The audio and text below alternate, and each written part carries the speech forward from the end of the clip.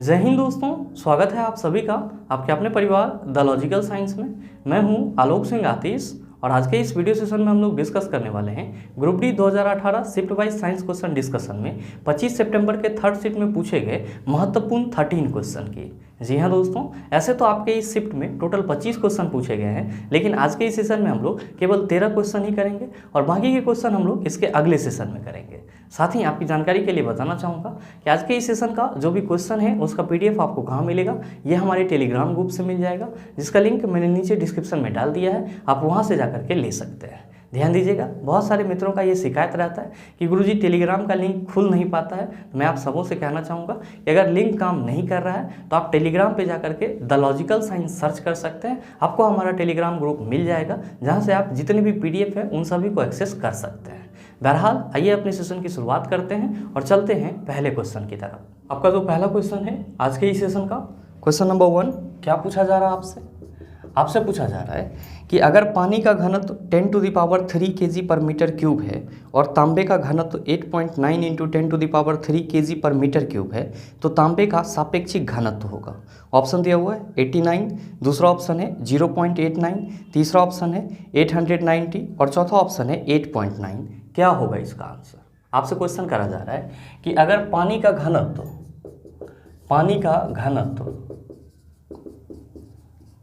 10⁻³ kg पर metre cube है और साथ ही तांबे का घनत्व 8.9 × 10⁻³ kg पर मीटर क्यूब है, तो आपसे पूछा जा रहा है कि तांबे का सापेक्षिक घनत्व क्या होगा। तांबे का सापेक्षिक घनत्व क्या होगा? मेरे मित्र, आप सभी कहेंगे कि गुरुजी ये निकलेगा कैसे? तो पहला चीज़ आप सभी ध्यान में रखेंगे कि सापेक्षिक घनत्व को हम लोग इंग्लिश में क्या कहते हैं? इसी को हम लोग इंग्लिश में रिलेटिव डेंसिटी कहते हैं। क्या कहते हैं? रिलेटिव डेंसिटी कहते हैं। और साथ ही ध्यान में रखिएगा कि रिलेटिव डेंसिटी के लिए फॉर्मूला क्या होता है, सापेक्षिक घनत्व के लिए फॉर्मूला क्या होता है? आप सभी कहते हैं कि गुरुजी फॉर्मूला होता है वस्तु का घनत्व बटा जल का घनत्व। ध्यान में रखेंगे। आप ये भी कह सकते हैं कि सापेक्षिक घनत्व इक्वल टू वस्तु का घनत्व बटा जल का घनत्व। ध्यान दीजिएगा कि सापेक्षिक घनत्व को ही क्या बोला जाता है? अपेक्षिक घनत्व भी बोला जाता है। तो क्वेश्चन आपसे अपेक्षिक घनत्व करके भी पूछा जा सकता है, तो आपको परेशान नहीं होना है। सापेक्षिक पूछा जाए या अपेक्षिक पूछा जाए, दोनों जगह आपका फॉर्मूला क्या होगा? तो सर यही होगा। अब सवाल ये है कि गुरुजी यहाँ पे वस्तु क्या होगा?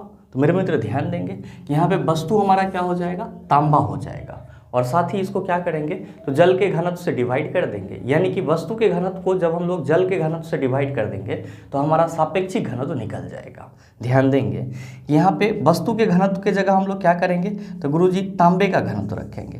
क्वेश्चन में तांबे का घनत्व कितना दिया हुआ है? 8.9 × 10⁻³ kg पर मीटर क्यूब। जल का घनत्व कितना दिया हुआ है? 10⁻³ kg पर मीटर क्यूब। ये 10⁻³ और ये 10⁻³ कट जाएगा और आपका क्या बच जाएगा? 8.9, यानी कि तांबे का जो सापेक्षिक घनत्व होगा वो कितना होगा? आप कहेंगे 8.9 हो जाएगा।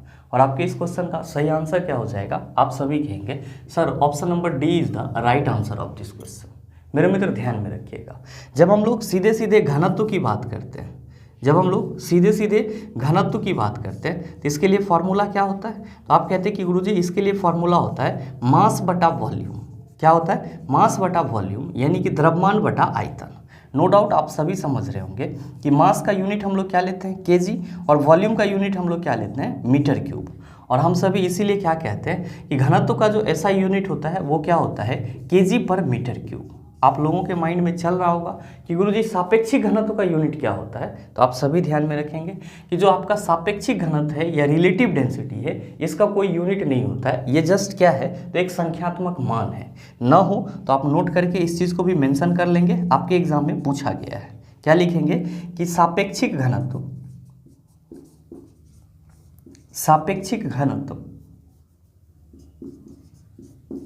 का कोई मात्रक नहीं होता है।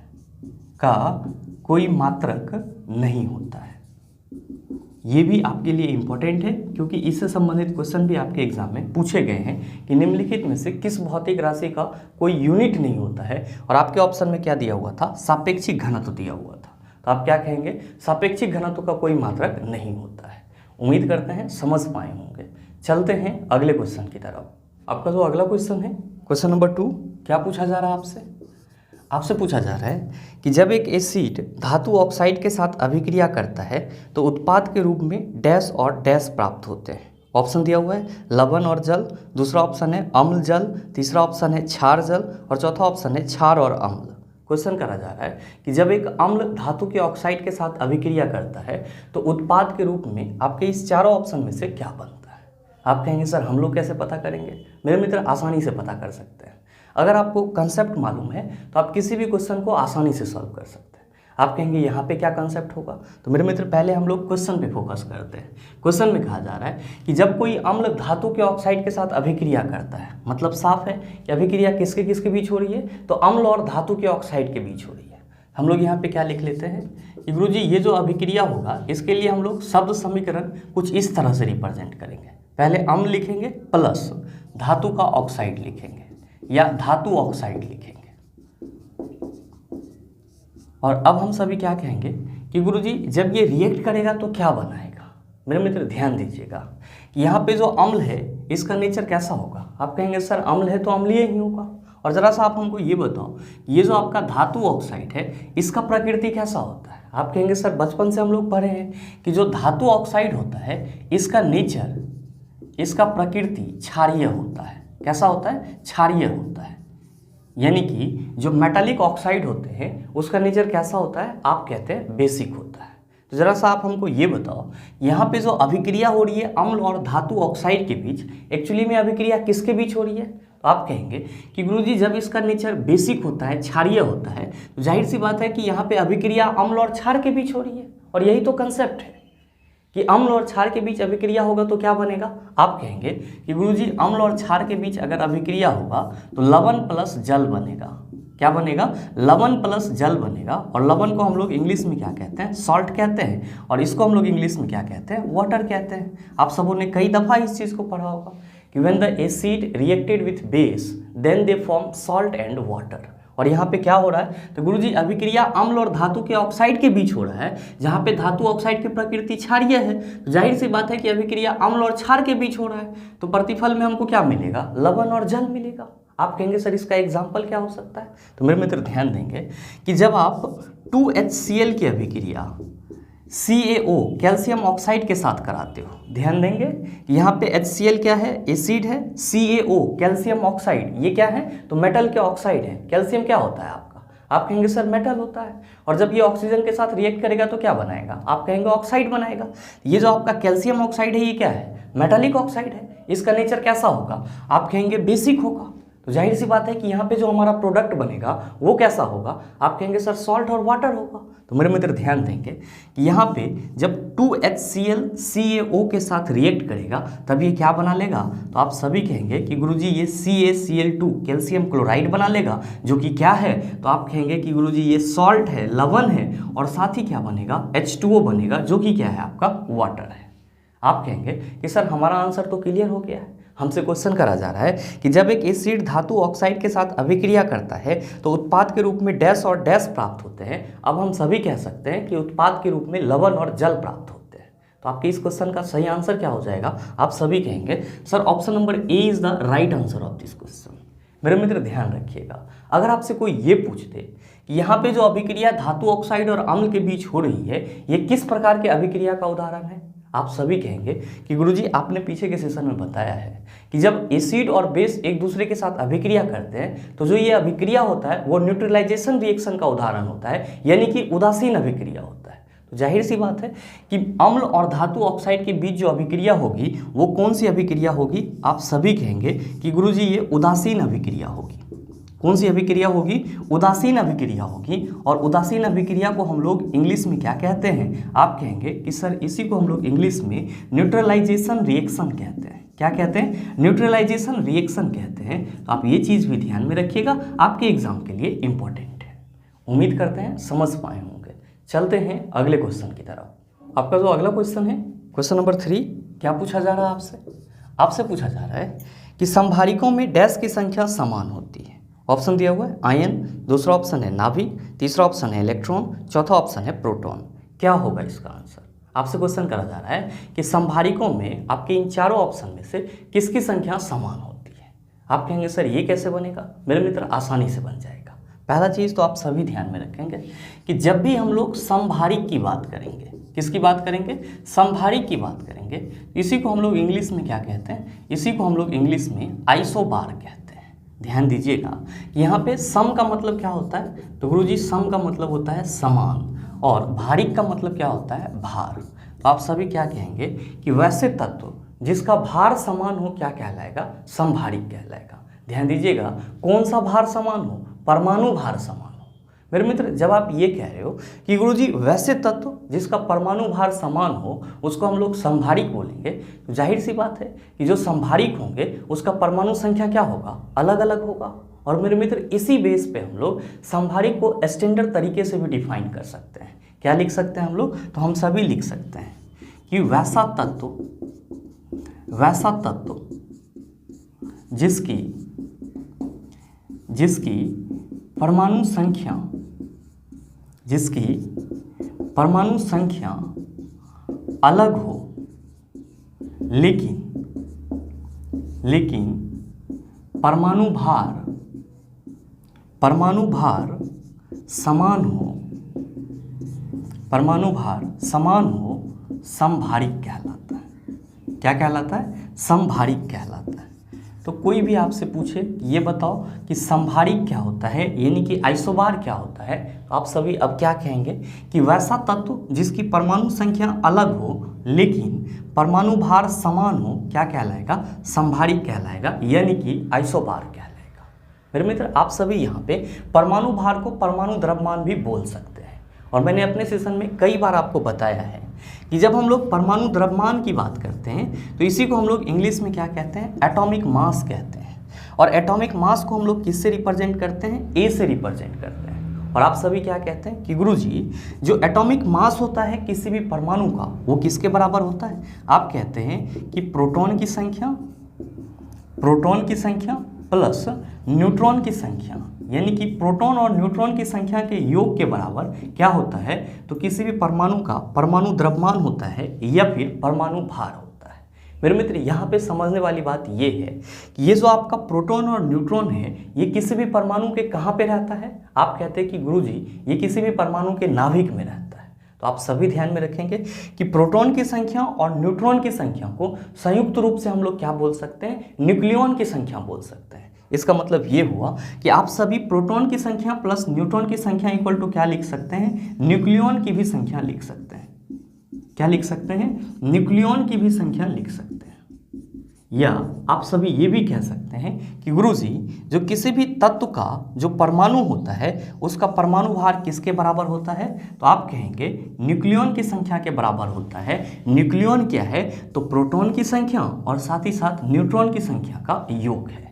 ध्यान दीजिएगा कि यहाँ पे जो ये न्यूक्लियॉन है एक्चुअली में इसी को हम लोग हिंदी में क्या कहते हैं? नाभिक कहते हैं। क्या कहते हैं? नाभिक कहते हैं। और आप सभी क्या कहेंगे कि गुरुजी जितने भी समभारिक होंगे उन सभी का परमाणु भार समान होगा, और परमाणु भार किसके बराबर होता है? तो न्यूक्लियॉन की संख्या के बराबर होता है, जो कि क्या है? प्रोटॉन और न्यूट्रॉन की संख्या का योग है।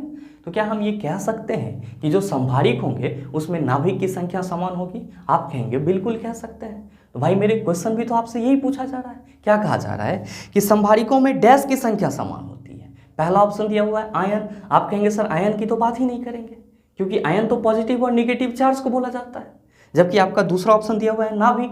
आप कहेंगे कि सर हमारा जो इस क्वेश्चन का सही आंसर होगा वो ऑप्शन नंबर बी होगा, यानी कि समभारिक में नाभिक की जो संख्या होती है वो क्या होती है? समान होती है। और हम लोग क्या कहते हैं कि सर परमाणु द्रव्यमान जो होता है वो प्रोटॉन की संख्या प्लस न्यूट्रॉन की संख्या होता है, और इसी को हम लोग संयुक्त रूप से क्या कहते हैं? न्यूक्लियॉन की संख्या कहते हैं। उम्मीद करते हैं समझ पाए होंगे। चलते हैं अगले क्वेश्चन की तरफ। आपका जो अगला क्वेश्चन है क्वेश्चन नंबर 4, क्या पूछा जा रहा है आपसे? आपसे पूछा जा रहा है कि निम्नलिखित में से किस में केवल परिमाण होता है, दिशा नहीं होती है? पहला ऑप्शन है संवेग, दूसरा ऑप्शन है विस्थापन, तीसरा ऑप्शन है कार्य और चौथा ऑप्शन है बल। आपसे क्वेश्चन करा जा रहा है कि आपके इन चारों ऑप्शन में से किसमें सिर्फ परिमाण मैग्नीट्यूड होता है, दिशा नहीं होती है। मेरे मित्र आप सभी क्या कहेंगे कि गुरुजी जब भी हम लोग डायरेक्शन यानी कि दिशा की बात करेंगे, डायरेक्शन यानी कि दिशा की बात करेंगे और साथ ही साथ मैग्नीट्यूड यानी कि परिमाण की बात करेंगे, तो हम लोग क्या कहेंगे कि वैसा कोई भी भौतिक राशि जिसको रिप्रेजेंट करने के लिए दिशा और परिमाण दोनों की जरूरत होगी, उसको हम लोग क्या कहते हैं? आप कहते हैं कि गुरुजी उसी को हम लोग सदिश राशि कहते हैं। उसी को हम लोग क्या कहते हैं? सदिश राशि कहते हैं, जिसको इंग्लिश में वेक्टर क्वांटिटी बोला जाता है। यानी कि वैसा भौतिक राशि जिसको रिप्रेजेंट करने के लिए, बताने के लिए दिशा और परिमाण दोनों की जरूरत होगी, उसे क्या बोला जाएगा? सदिश राशि बोला जाएगा। और सदिश राशि वे राशि होंगे जिसमें क्या होगा? डायरेक्शन भी होगा और मैग्नीट्यूड भी होगा। और जब हम लोग सिर्फ और सिर्फ परिमाण की बात करते हैं, सिर्फ और सिर्फ किसकी बात करते हैं? परिमाण की बात करते हैं, यानी कि मैग्नीट्यूड की बात करते हैं, तो हम लोग क्या कहते हैं कि गुरुजी वैसा भौतिक राशि जिसको रिप्रेजेंट करने के लिए सिर्फ मैग्नीट्यूड की आवश्यकता होती है, सिर्फ परिमाण की आवश्यकता होती है, उसे क्या बोला जाता है? आप कहेंगे कि उसे अदिश राशि बोला जाता है, यानी कि उसे स्केलर क्वांटिटी बोला जाता है। अब आप कहेंगे कि सर ये क्वेश्चन कैसे बनेगा? मेरे मित्र ये कंसेप्ट आपका क्वेश्चन को सॉल्व करने के लिए है।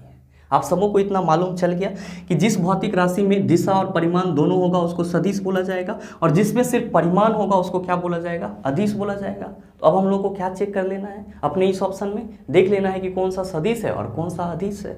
आपका पहला ऑप्शन क्या है? तो गुरुजी पहला ऑप्शन है संवेग, और मैंने आपको कई बार बताया है कि 100 से क्या होता है? संवेग, और 100 से क्या होता है? आप कहते हैं सदिश। तो संवेग आपका कौन सा राशि है? सदिश राशि है, जिसमें क्या होगा? दिशा और परिमाण दोनों होगा।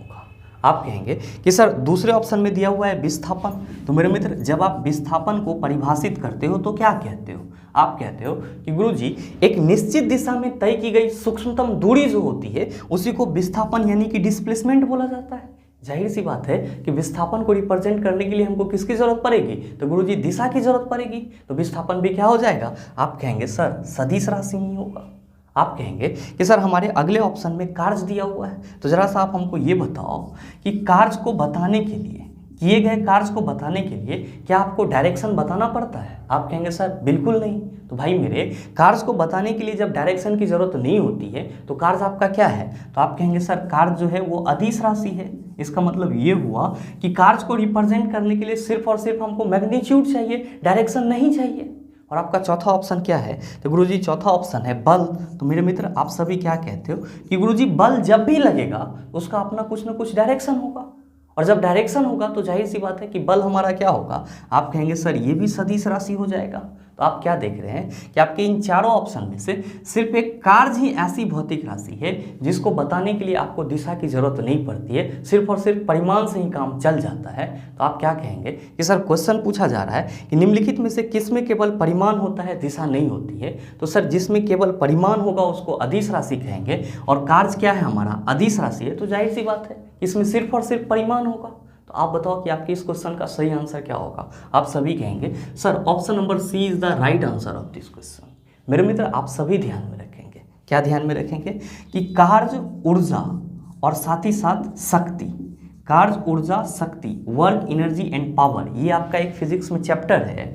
और आप सभी ध्यान में रखेंगे कि कार्य, ऊर्जा और शक्ति ये तीनों ही क्या हैं? तो आप ध्यान में रखेंगे कि तीनों ही अदिश राशि है, यानी कि इन तीनों को रिप्रेजेंट करने के लिए हमको डायरेक्शन की जरूरत नहीं पड़ती है। ये तीनों सिर्फ और सिर्फ परिमाण यानी कि मैग्नीट्यूड के सहारे रिप्रेजेंट किया जाता है। तो ये भी याद रखना आपके लिए इंपॉर्टेंट है। ऐसा नहीं कि यहाँ पे कार्य आया तो कार्य के बारे में हम लोग समझ लिए कि ये अदिश राशि है, अब आगे किसी क्वेश्चन में ऊर्जा पूछ देगा तो वहाँ पे हम लोग फिर बौखलाएंगे। आप सबों को बौखलाना नहीं है, हमेशा क्या ध्यान में रखना है कि कार्य, ऊर्जा और शक्ति तीनों ही क्या है? अदिश राशि है।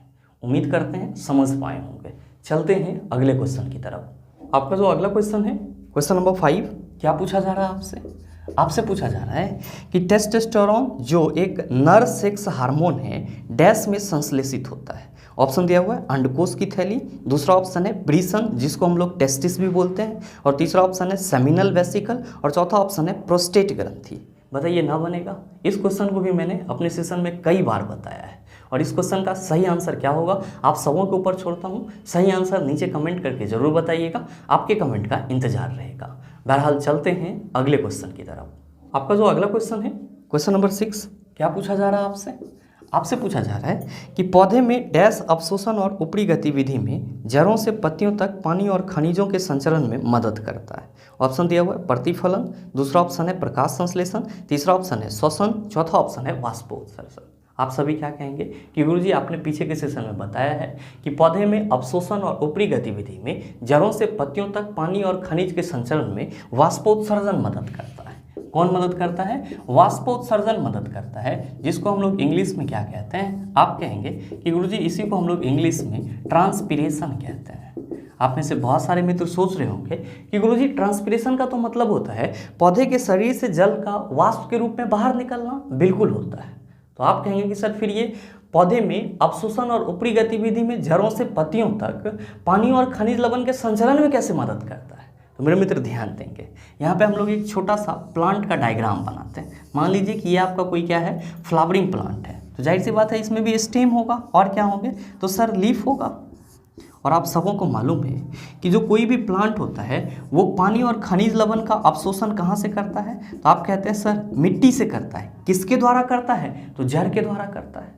मेरे मित्र ध्यान देंगे कि कोई भी पौधा अगर मिट्टी से लगातार रूप से जल और खनिज लवण का अवशोषण करते रहे तो पौधे के शरीर में क्या हो जाएगा? आप कहेंगे कि सर अगर लगातार रूप से सिर्फ और सिर्फ अवशोषण की प्रक्रिया चलते रहे तो पौधे के शरीर में जल की अधिकता हो जाएगी, यानी कि पौधे के शरीर में क्या हो जाएगा? जल अधिक मात्रा में हो जाएगा। मतलब क्या हुआ कि जब पौधे के शरीर में जल अधिक मात्रा में हो जाएगा उसको हम लोग क्या कहेंगे? आप कहेंगे सर यहाँ पे जो वाटर होगा पौधे के शरीर में वो हायर कॉन्सेंट्रेट हो जाएगा, यानी कि बहुत ज़्यादा मात्रा में हो जाएगा, उच्च सांद्रण वाला हो जाएगा।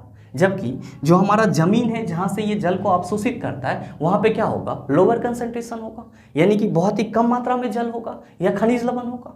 मेरे मित्र ध्यान देंगे कि जब लगातार रूप से पौधे के द्वारा अवशोषण की प्रक्रिया चलती रहेगी तो पौधे में जल की मात्रा अधिक हो जाएगी, और जैसे ही पौधे के शरीर में जल की मात्रा अधिक हो जाएगी तो पौधे मिट्टी से जल और खनिज लवण को अवशोषित नहीं कर पाएंगे, क्योंकि इसके शरीर में तो पहले से ही पानी भरा हुआ रहेगा। तो फिर ये कहाँ से मिट्टी से जल और खनिज लवण को अवशोषित कर पाएगा?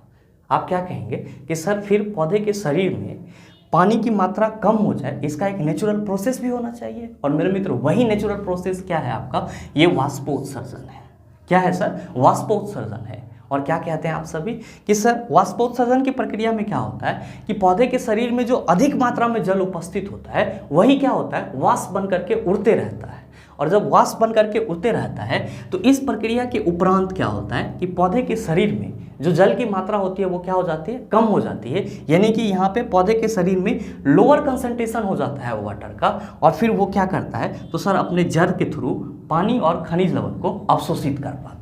मतलब ये हुआ कि पौधे अगर लगातार रूप से मिट्टी से जल और खनिज लवण का अवशोषण करते रहे तो पौधे के शरीर में जल की मात्रा अधिक हो जाएगी, जिस वजह से पौधे लगातार रूप से कह सकते हो कि वो मिट्टी से जल और खनिज लवण को अवशोषित नहीं कर पाएगा।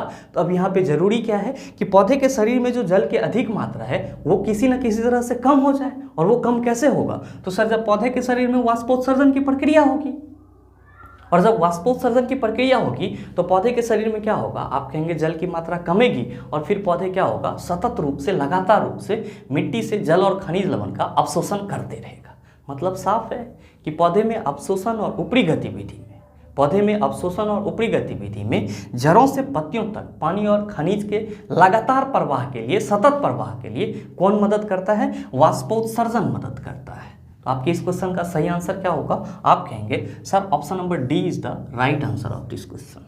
बहुत सारे मित्रों के मन में चल रहा होगा कि गुरुजी हमारे ऑप्शन में प्रकाश संश्लेषण भी दिया हुआ है, तो कहने की कोई ज़रूरत नहीं है। ये पौधे के द्वारा भोजन बनाने की प्रक्रिया है। इसके द्वारा क्या बनता है? गुरुजी ग्लूकोज बनता है, जो कि प्रकाश संश्लेषण प्रक्रिया का मेन प्रोडक्ट है, जबकि ऑक्सीजन जो है वो प्रकाश संश्लेषण प्रक्रिया का क्या है? आप कहेंगे बाई प्रोडक्ट है।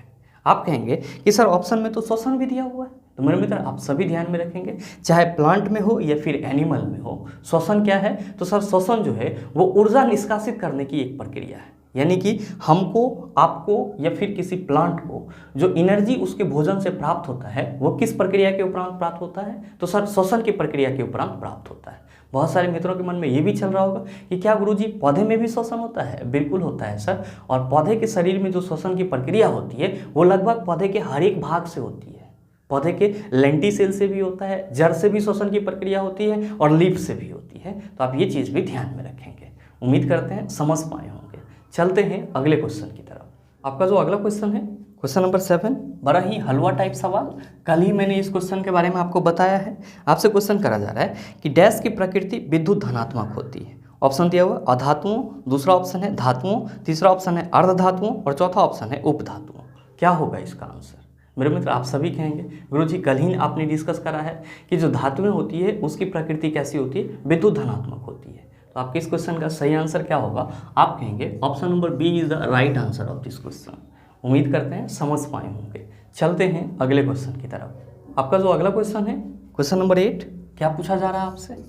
आपसे पूछा जा रहा है कि निम्नलिखित में से कौन सा एक कोशिकीय हरित शैवाल है? ऑप्शन दिया हुआ है कारा, दूसरा ऑप्शन है यूलोथ्रिक्स, तीसरा ऑप्शन है एस्पायरोगेरा, चौथा ऑप्शन है क्लेमाइडोमोनास। आप सभी क्या कहेंगे कि गुरुजी क्लेमाइडोमोनास जो है वो एक कोशिकीय हरित शैवाल है और बाकी के सभी क्या हैं? तो बहुकोशिकीय हरित शैवाल है। तो सही आंसर क्या होगा? आप कहेंगे sir option number D is the right answer of this question.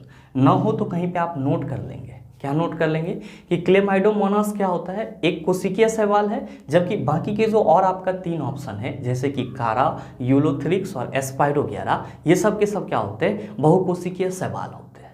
बहुत सारे मित्रों के मन में चल रहा होगा कि गुरुजी ये बताओ ये जो शैवाल है ये प्लांट के किस समूह के अंतर्गत आते हैं? तो मेरे मित्र आप सभी ध्यान में रखेंगे कि शैवाल जो है ये प्लांट के थैलोफाइटा समूह के अंतर्गत आते हैं। ध्यान में रखिएगा कि सिर्फ शैवाल ही नहीं थैलोफाइटा समूह के अंतर्गत आते हैं। जो आपका कवक होता है और साथ ही साथ जो जीवाणु होता है इसको भी हम लोग किस कैटेगरी में रखते हैं? तो इसको भी हम लोग थैलोफाइटा के ही कैटेगरी में रखते हैं। बस यहाँ पे डिफरेंसेस क्या याद रखना है? डिफरेंसेस याद रखना है कि क्लेमाइडोमोनास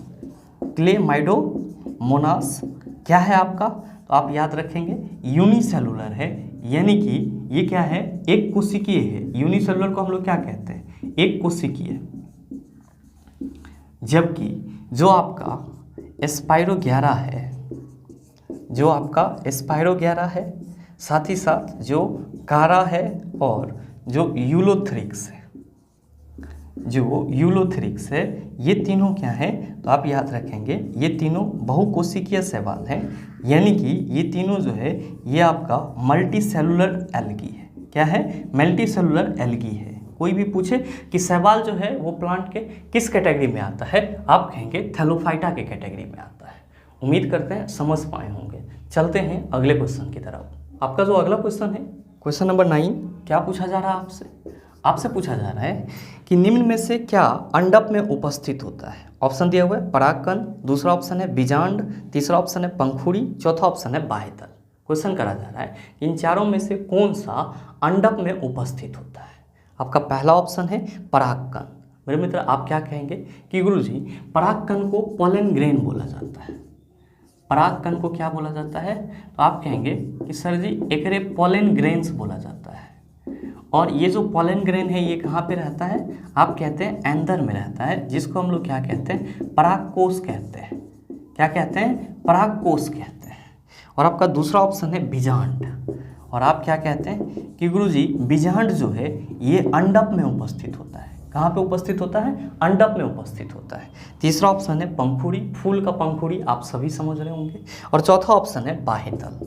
तो मेरे मित्र आप सभी ध्यान में रखेंगे कि बाह्यदल को क्या बोला जाता है? सेपेंस बोला जाता है। अच्छा ये क्या करता है? तो आप सभी ध्यान में रखिएगा कि जो बाह्यदल है यह पुष्प के बाहरी चक्र बाह्यदल पुंज का निर्माण करता है। बाह्यदल पुंज का निर्माण करता है। बाह्यदल पुंज का क्या करता है? निर्माण करता है। ध्यान दीजिएगा कि बाह्यदल पुंज को हम लोग क्या कहते हैं? तो बाह्यदल पुंज को हम लोग इंग्लिश में कैलिक्स कहते हैं। क्या कहते हैं? कैलिक्स कहते हैं। क्वेश्चन क्या करा जा रहा है? क्वेश्चन करा जा रहा है कि निम्न में से क्या अंडप में उपस्थित होता है? आप कह रहे हैं कि गुरुजी परागकण को पोलन ग्रेन बोला जाता है जो कि परागकोश में होता है, और बीजांड जो है ये हमारा अंडप में होता है। तो जाहिर सी बात है कि हमारे इस क्वेश्चन का सही आंसर क्या होगा, आप कहेंगे बिजांड होगा। सही ऑप्शन क्या होगा, आप कहिएगा ऑप्शन नंबर बी होगा। ध्यान में रखिएगा हमेशा। बाह्य दल क्या है, आप कहेंगे इंग्लिश में सेपल्स बोला जाता है। क्या करता है, तो पुष्प का जो बाहरी चक्र होता है, जिसको हम लोग बाह्य दल पुंज बोलते हैं, इंग्लिश में कैलिक्स बोलते हैं, उसका निर्माण करता है। उम्मीद करते हैं समझ पाए होंगे। चलते हैं अगले क्वेश्चन की तरफ। आपका जो अगला क्वेश्चन है, क्वेश्चन नंबर 10, क्या पूछा जा रहा है आपसे पूछा जा रहा है कि ऐसी वस्तुएं जो खुद प्रकाश उत्पन्न नहीं करती है उन्हें क्या कहा जाता है। ऑप्शन दिया हुआ है पारदर्शी वस्तुएं, दूसरा ऑप्शन है पारभासी वस्तुएं, तीसरा ऑप्शन है अप्रदीप्त वस्तुएं और चौथा ऑप्शन है प्रदीप्त वस्तुएं। क्या होगा इसका आंसर। क्वेश्चन कहा जा रहा है कि वैसी वस्तुएं जो खुद प्रकाश उत्पन्न नहीं करती है उसे क्या कहा जाता है। आप क्या कहेंगे, गुरुजी हम लोग बचपन से पढ़ते आए हैं किसके बारे में, लुमिनियस ऑब्जेक्ट और नॉन लुमिनियस ऑब्जेक्ट के बारे में। लुमिनियस ऑब्जेक्ट को हम लोग हिंदी में क्या कहते हैं, आप कहेंगे कि गुरुजी इसको हम लोग हिंदी में प्रदीप्त वस्तु कहते हैं। और साथ ही जब हम लोग नॉन लुमिनियस ऑब्जेक्ट की बात करते हैं तो क्या कहते हैं कि गुरुजी नॉन लुमिनियस ऑब्जेक्ट को हम लोग हिंदी में अप्रदीप्त वस्तु कहते हैं। क्या कहते हैं, अप्रदीप्त वस्तु कहते हैं। और आप सभी क्या कहते हैं कि गुरुजी वैसा वस्तु जो खुद का प्रकाश उत्सर्जित करती है उसे प्रदीप्त वस्तु बोला जाता है, इंग्लिश में लुमिनियस ऑब्जेक्ट बोला जाता है। और वैसी वस्तुएं जो खुद कोई प्रकाश उत्सर्जित नहीं करता है उसको क्या बोला जाता है, अप्रदीप्त वस्तु यानी कि नॉन लुमिनियस ऑब्जेक्ट बोला जाता है। क्वेश्चन क्या करा जा रहा है, क्वेश्चन करा जा रहा है कि ऐसी वस्तुएं जो खुद प्रकाश उत्पन्न नहीं करती है उन्हें क्या कहा जाता है। आप कहेंगे अप्रदीप्त वस्तु कहा जाता है। देख लीजिए कि अप्रदीप्त जो है वो आपका किस ऑप्शन में है। आप कहेंगे सर ऑप्शन सी में है, तो बिल्कुल आपके इस क्वेश्चन का सही आंसर ऑप्शन नंबर सी हो जाएगा। बहुत सारे मित्र कहेंगे कि गुरुजी हमारे पहले ऑप्शन में पारदर्शी वस्तुएं हैं। मेरे मित्र इसी को हम लोग ट्रांसपेरेंट मटेरियल या फिर ऑब्जेक्ट कहते हैं। आप कहेंगे ये होता क्या है, तो ध्यान में रखिएगा वैसी वस्तुएं जिससे प्रकाश आसानी से आर पार हो जाती है उसको हम लोग क्या कहते हैं, ट्रांसपेरेंट ऑब्जेक्ट कहते हैं। आप कहेंगे कि सर ऑप्शन में तो पारभासी वस्तुएं भी हैं, तो ध्यान में रखेंगे कि वैसी वस्तुएं जिससे प्रकाश जो है आंशिक रूप से आर पार होती है उसको क्या बोला जाता है, पारभासी वस्तु बोला जाता है। जैसे कि आपका बटर पेपर या फिर तेल लगा हुआ पेपर, इससे क्या होता है प्रकाश तो कम मात्रा में यानी कि आंशिक रूप से आर पार होती है। ध्यान में रखेंगे कि पारभासी को हम लोग इंग्लिश में क्या कहते हैं, ट्रांसलूसेंट ऑब्जेक्ट कहते हैं। आप कहेंगे कि सर ऑप्शन में तो प्रदीप्त वस्तु दिया हुआ है, तो अभी जस्ट मैंने प्रदीप्त और अप्रदीप्त का चर्चा करा है। उम्मीद करते हैं समझ पाए होंगे। चलते हैं अगले क्वेश्चन की तरफ। आपका जो अगला क्वेश्चन है, क्वेश्चन नंबर 11, बड़ा ही हलवा टाइप सवाल, और कल ही मैंने इस क्वेश्चन को भी डिस्कस करा है। आपसे पूछा जा रहा है कि डैश उत्तक का निर्माण मृत कोशिकाओं के संयोजन से होता है। ऑप्शन दिया हुआ है एस्केलेनकाइमा, एरेनकाइमा, कोलेनकाइमा, पेरेनकाइमा। बताइए ना बनेगा, आप कहेंगे आसानी से बन जाएगा। बन जाएगा क्या, बन गया है। तो सही आंसर क्या होगा नीचे कमेंट करके ज़रूर बताइएगा, आपके कमेंट का इंतजार रहेगा। बहरहाल चलते हैं अगले क्वेश्चन की तरफ। आपका जो अगला क्वेश्चन है, क्वेश्चन नंबर 12, क्या पूछा जा रहा है आपसे पूछा जा रहा है कि धातु ऑक्साइड बनाने के लिए डैश की भाप के साथ अभिक्रिया करती है। ऑप्शन दिया हुआ है पोटेशियम, सोडियम, कैल्शियम, आयरन। मेरे मित्र आपसे क्वेश्चन करा जा रहा है कि धातु ऑक्साइड बनाने के लिए आपके इन ऑप्शन में से कौन सा भाप के साथ अभिक्रिया करता है। आप क्या कहेंगे कि गुरुजी ये चीज़ भी आपने पीछे के सेशन में बताया है। और हमेशा ध्यान में रखिएगा जब भी आपसे क्वेश्चन पूछा जाए कि निम्न में से कौन सा भाप के साथ अभिक्रिया करता है या फिर धातु ऑक्साइड बनाने के लिए निम्न में से कौन सा भाप के साथ अभिक्रिया करता है, तो आप क्या कहेंगे कि गुरुजी भाप से अभिक्रिया बेसिकली कौन कौन करता है, एल्युमिनियम करता है, जिंक करता है और लोहा करता है। आप देख लीजिए कि इन तीनों में से आपका क्या चीज़ आपके क्वेश्चन के ऑप्शन में दिया हुआ है। आप कहेंगे सर पहले ऑप्शन में पोटेशियम दिया हुआ है, ये तो ठंडे जल के साथ भी तेजी से अभिक्रिया करेगा। दूसरा ऑप्शन है सोडियम दिया हुआ है, आप कहेंगे गुरुजी सोडियम भी ठंडे जल के साथ तेजी से अभिक्रिया करेगा। और आपका तीसरा ऑप्शन है कैल्शियम, आप कहेंगे सर ये भी कर लेगा। आपका चौथा ऑप्शन क्या है, आयरन, आप कहेंगे क्या कि गुरुजी ये केवल भाप के साथ अभिक्रिया करेगा। तो सही आंसर क्या होगा, आप कहेंगे sir option number D is the right answer of this question. उम्मीद करते हैं समझ पाए होंगे। चलते हैं अगले क्वेश्चन की तरफ। आपका जो अगला क्वेश्चन है, क्वेश्चन नंबर 13, क्या पूछा जा रहा है आपसे पूछा जा रहा है कि लू एक प्रकार की डैश है। ऑप्शन दिया हुआ है चक्रवात, दूसरा ऑप्शन है शीतलहर, तीसरा ऑप्शन है उष्मलहर और चौथा ऑप्शन है सुनामी। क्या होगा इसका आंसर। आपसे क्वेश्चन करा जा रहा है कि लू जो है वो एक प्रकार का क्या होता है। तो मेरे मित्र आप सभी ध्यान में रखेंगे कि लू जो है ये गर्मी के दिनों में चलता है। और आप सभी क्या कहते हैं कि गुरुजी अत्यधिक उष्ण और शुष्क हवा को, अत्यधिक उष्ण और शुष्क हवा को लू बोला जाता है। क्या बोला जाता है? लू बोला जाता है। मतलब साफ है कि जब भी हम लोग लू की बात करेंगे, इसकी उष्मा क्या होगी? अत्यधिक होगी, और जो एयर होगा वो क्या होगा? ड्राई होगा। क्वेश्चन आपसे क्या करा जा रहा है? क्वेश्चन करा जा रहा है कि लू एक प्रकार की डैश है। आप क्या कहेंगे कि गुरुजी जब हम लोग ये कह रहे हैं कि ये अत्यधिक उष्ण और शुष्क हवा है, तो जाहिर सी बात है इसका तो एक लहर चलता है, तो हम ये भी कह सकते हैं लू जो है वो एक प्रकार का उष्ण लहर है। क्या है? उष्ण लहर है। तो आपके इस क्वेश्चन का सही आंसर क्या होगा? आप कहेंगे sir option number C is the right answer of this question. बहुत सारे मित्रों के मन में चल रहा होगा कि गुरुजी हमारे पहले ऑप्शन में चक्रवात दिया हुआ है, तो ये बताओ चक्रवात क्या होता है? कि चक्रवात को हम लोग क्या कहते हैं? तो चक्रवात को हम लोग इंग्लिश में साइक्लोन कहते हैं। अच्छा, ये होता क्या है? तो आप सभी ध्यान में रखेंगे कि साइक्लोन जो है वो हवाओं का एक परिवर्तनशील और अस्थिर रूप है, जिसके केंद्र में क्या होता है? तो सर लो एटमॉस्फेरिक प्रेशर होता है, या आप कह सकते हो कि लो एयर प्रेशर होता है। जबकि बाहर क्या होता है? तो सर बाहर जो है वो उच्च वायु दाब होता है। तो कोई भी आपसे पूछे कि साइक्लोन क्या है, चक्रवात क्या है, तो आप क्या कहेंगे कि साइक्लोन जो है वो हवाओं का एक परिवर्तनशील और अस्थिर रूप है, जिसके केंद्र में निम्न वायु दाब होता है, जबकि बाहर क्या होता है? उच्च वायु दाब होता है।